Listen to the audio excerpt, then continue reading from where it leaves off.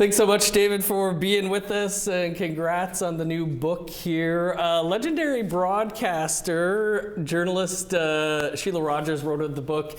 This is for every Canadian who's asked, what can I do to advance reconciliation? That this is the book you've been waiting for. Can you tell us about 52 Ways to Reconcile? Yeah, it's a book that I've been working on really for my whole career, in a lot of ways. My work's been focused on reconciliation. Whether I'm talking about it in books or doing public speaking about it, I have the privilege of being able to talk to Canadians all across Turtle Island, and I've learned a lot in that span of time. And it's helped me to understand what reconciliation is, but also the things we need to do. And some of the hesitance that people have are worried to do something wrong. So this book is a welcoming.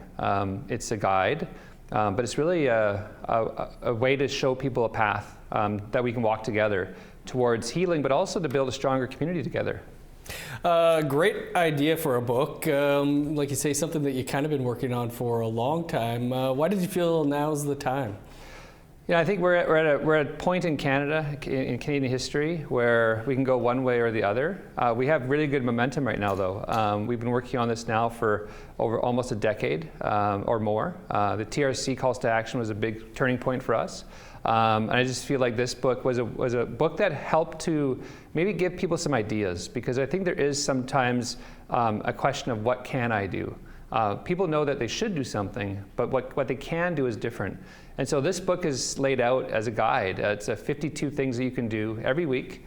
Some of them are very simple, like reading an Indigenous comic book or a novel, listening to Indigenous music, or some more complex things, like getting to know more about Indigenous worldviews, actively going out and seeking, a gathering or going to a powwow, just things that we can learn. And for me, like, reconciliation is about coming to an understanding of each other, and through that, a mutual respect. And I think that is really the bedrock of what we would need to do for a healing path.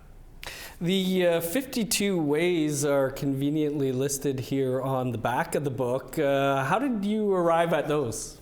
Oh, well, first of all, there's a big spoiler to put them all in the back. I just was thinking, like, one day when I thought about the book, I thought, well, I need to come up with 52 things. That seems like a lot. And so I just spent a day just jotting down every single idea I could have on an action. And at the end of the day, I think I had about 90 or so. So it was organizing it properly. It was looking at the ones that are most doable, and the ones that made most sense. And so most of the things that you can do, it's really like a choose your own adventure. You can open it up into any week and do it in any week you want. Mm-hmm. There's very few actions that are tied to a specific day, like the National Day for Truth and Reconciliation. There are things that you can do on that day. Otherwise, it's like, read a book any week, or my favorite is actually write your own action and then do it, and so it's giving Canadians, with all the stuff that they've learned so far in this book, now think of your own thing to do. And so it makes them a more active participant, which I think is the end goal of what we want to get to. 90 plus ways, so the sequel's already planned out. Yeah. Like you say, not to spoil the end, but the 52nd way to advance reconciliation is to share this book. What are your hopes on how it can lead to understanding and healing?